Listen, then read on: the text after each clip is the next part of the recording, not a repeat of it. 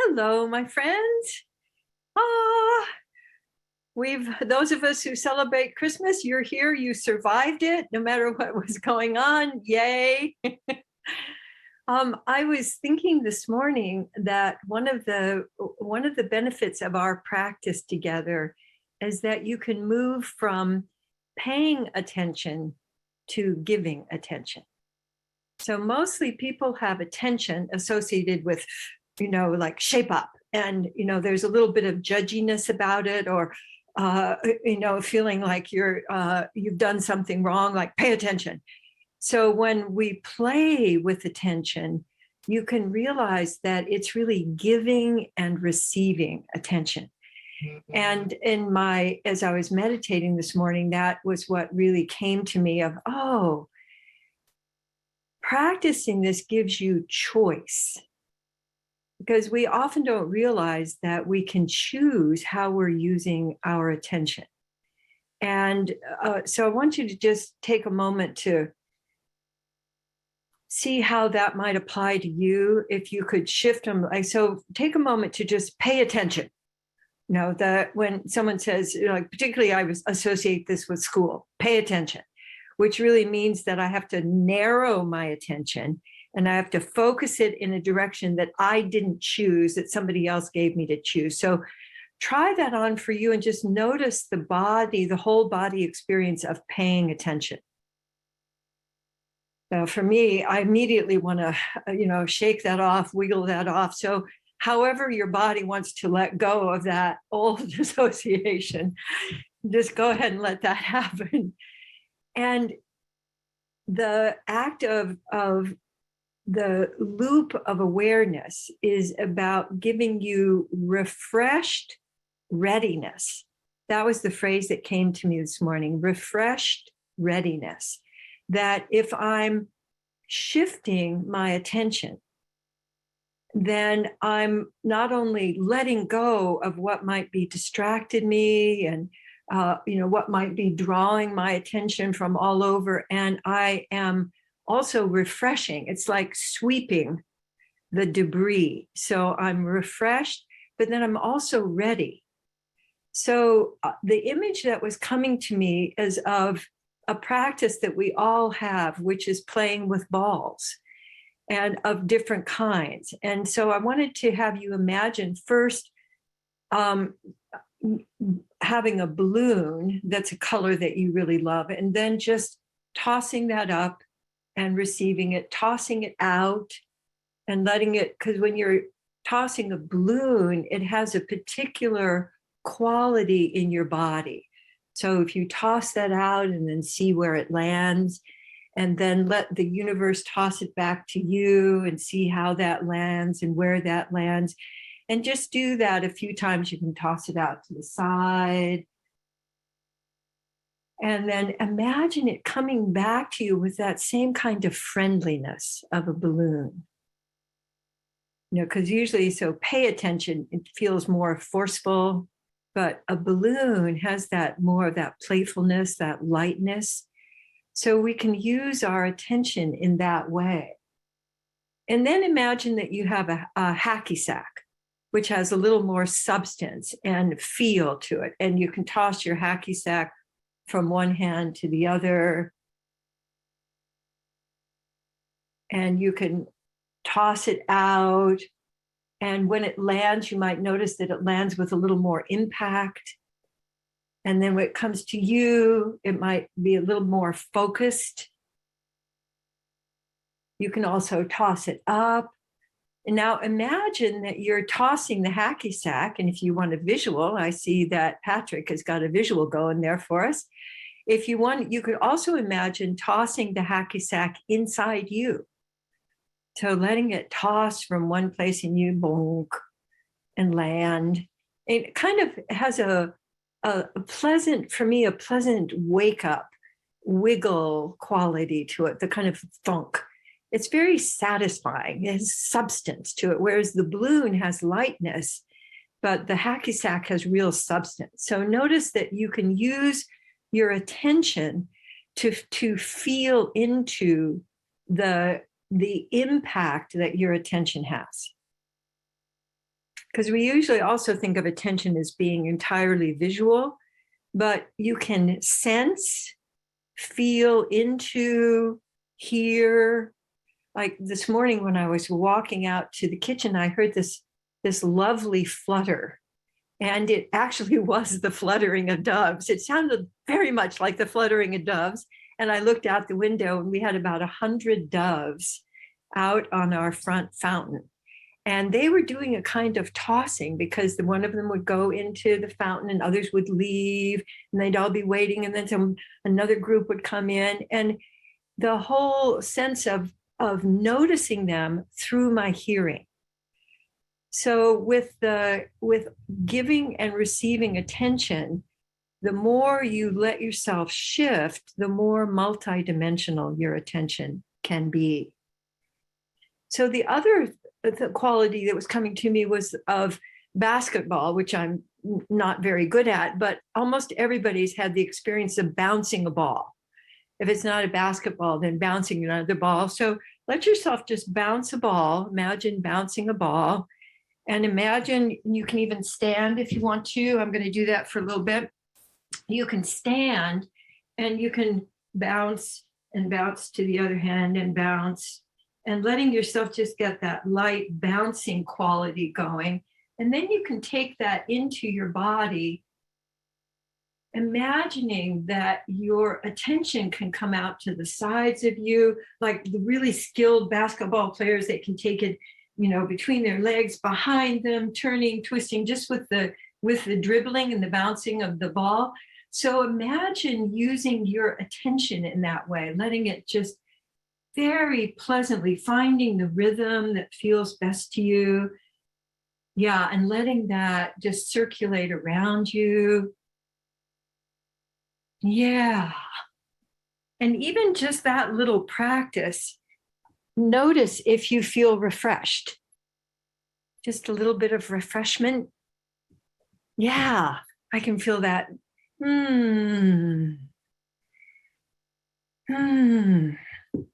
And letting yourself tune into what's the rhythm of shifting your attention that feels the most delicious to you today. So we have the balloon, we have the hacky sack, we have a basketball. You could have one of those big balls that you can sit on that we often use in our trainings. But let yourself choose, just for today, maybe the next couple of days, the rhythm that feels most delicious to you. And also the weight that feels the most delicious to you. So while I'm saying that, you can, whenever you notice where your attention is, let it go the other direction. That's probably the most basic refresher, that just notice where's your attention and then just let it go the other direction or another direction, because there may be many different directions. So when I'm driving, for example, I do in front of me, the sides of me, the back, the front of me, the sides of me, the back. That's my practice when I'm driving. And whenever I notice where my attention is, I let it continue moving between the others, so that even if I drift off, I have a way of regulating. So the biggest benefit of just this practice of shifting your attention is that it brings you back home. Here I am. You locate yourself. It refreshes you, and it leaves you open for the next possibility rather than caught in like whenever I'm stuck, and I start grinding on something like, and they didn't do, my attention is also always stuck. And what we usually do is go for content, like, well, if I could just have said that differently, or if they didn't do that right. But if I instead put my attention on shifting my attention, just simply shifting it, it's so easy that we say, it couldn't possibly be that easy. I have to really work on it and it's hard. But I invite you to let yourself shift your attention usually, and you can also explore how many shifts does it take before I shift? So how many shifts of attention? So my experience has been between 3 and 8.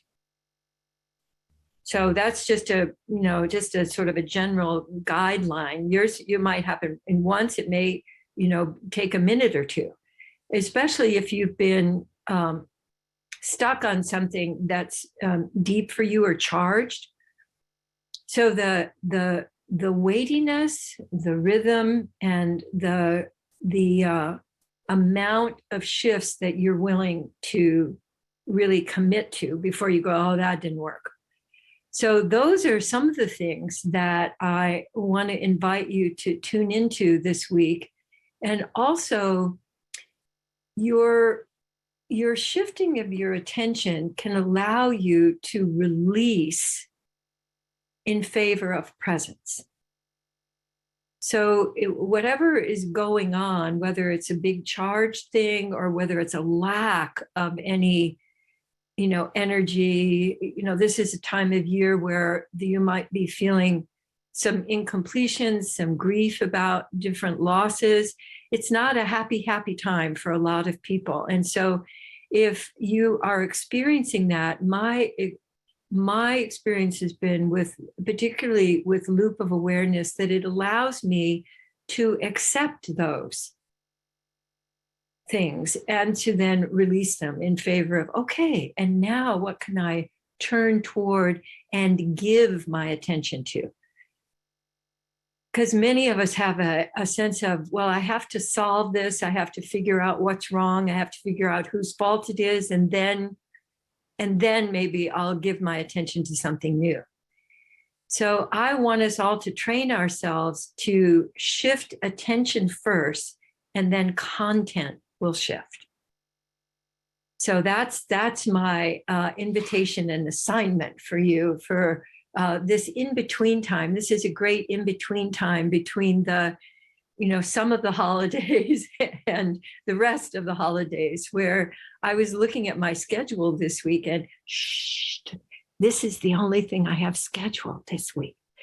I know. I went, so yeah. So letting yourself fill your open space with curiosity and just that simple shifting of your attention. So now I'm going to pull up our Presence Connect Play and see what it has for us today. And I'm just feeling another wave of appreciation for you, Patrick, for helping to create this wonderful tool for people. Well, this is great. So Presence says, give yourself a drop of love. So I'd like you to put your drop of love, fill it up in a reservoir that really feels delicious to you, a memory of somebody you really love, or take a drop out of the ocean of love and then just give it to you. I'm going to give myself some on the top of my head and then receive that. And then just notice any place in you that's calling for a drop of love. Sometimes it's just a drop of love that starts getting the refreshment going. I'm also going to give some right behind my neck. Now, and let yourself receive it. Don't just give yourself a drop of love, receive a drop of love. So at any time, you can presence yourself by giving yourself a drop of love. Connect is another wonderful one today. Open your posture. We can get creeping closure happening, or creeping burden, or creeping resentment, or creeping, leave me alone. So notice any place that your posture is feeling crimped and let yourself open that. Find some new way to open your posture that feels pleasurable to you. It's amazing how often just opening your posture allows you to both connect with you and to connect with others.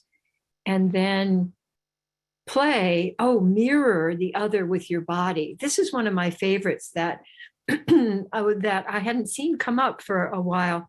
So pick somebody on our call and let yourself mirror their posture and just notice, because that's another kind of attention shift. If you notice what somebody else is doing and you let yourself mirror it, now you can mirror it big here, but you can also mirror it in a mini kind of a way. You can just make slight adjustments that also let your body experience a new way of using yourself, a new way of moving that opens your repertoire and again expands your choice. So for this week, if you choose to, you can presence by giving yourself a drop of love. You can connect by opening your posture.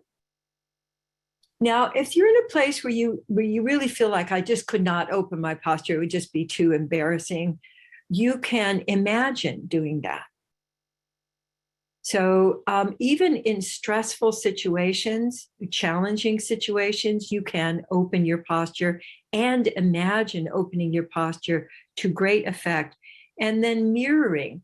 Mirroring is often something that I do when I've opened my posture and I notice that I'm connecting with somebody and I just mirror some aspect of what they're doing.